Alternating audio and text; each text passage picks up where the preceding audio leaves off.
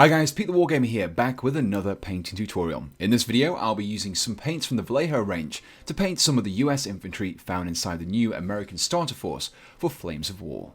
Before we start painting, we first of all need to apply a primer so that the later layers of paint adhere to the miniature's surface. It doesn't matter too much which colour you go for, but I have opted to use a mixture of Vallejo's grey and black airbrush primers to help paint the various midtones of the miniature. You will also note that I'm painting my infantry in a batch of 4 models, which will be grouped together onto a single base. To make holding the small miniatures easier, I have attached them to a lollipop stick with a small bit of superglue. The first area that I'll be painting is the GI's jacket, and for this, we'll be starting off with a base coat of khaki. As with all the base coats that I'll be painting in this video, you'll want to mix this paint with some water in roughly equal quantities to make the paint easier to work with.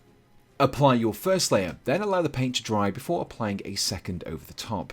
This layering technique will give us a much smoother finish whilst avoiding the possibility of obscuring details by applying the paint too thickly. To paint the faded wool brown of the trousers, we'll be using some US Field Drab. Remember not to paint the bottom half of the leg here, as these will be tackled in the next step. To give the webbing that light khaki colour, we'll be using some stone grey. Take care with this step as the webbing straps are quite thin. You can also use this paint to tackle the gaiters, helmet straps and Thompson sling too. To give the wood and the leather areas a rich reddish brown colour, I'll be base coating all of these areas using some flat brown. Next, we want to tackle both the bare skin and also the leather slings of the M1 Grands and the BAR using some beige brown.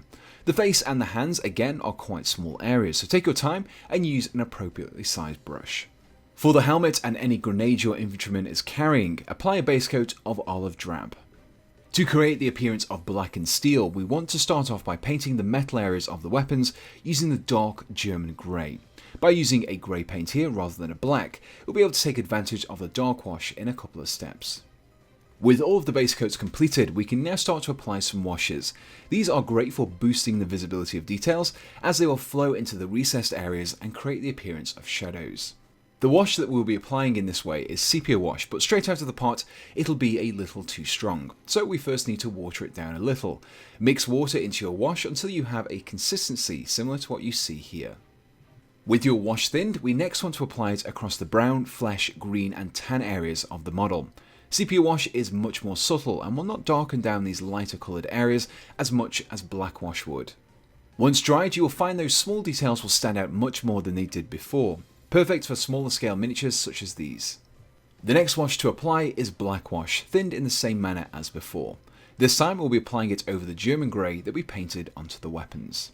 Once the washes have dried, we now want to add some highlights to help improve the level of detail. To do this, lightly drag the tip of a thin brush along the raised edges. This will create a small line of lighter paint along these raised areas, helping to improve both depth and definition.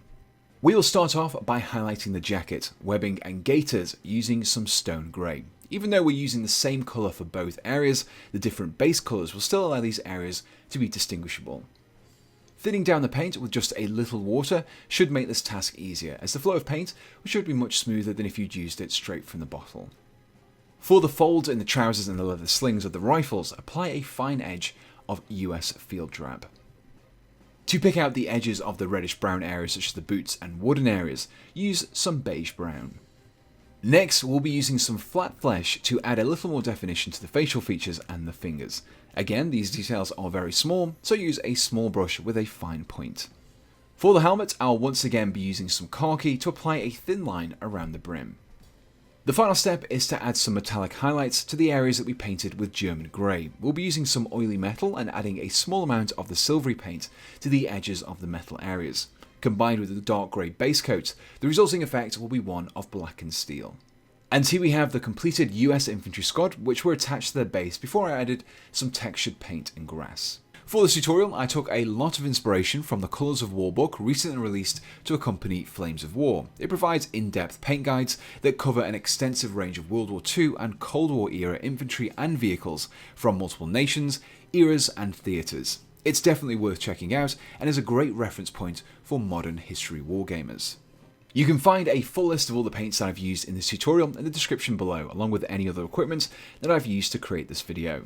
If you enjoyed this video, please do let me know in the comments below, and be sure to subscribe to be kept up to date with all of my latest videos. And so the only thing left to say is, thanks for watching, and goodbye.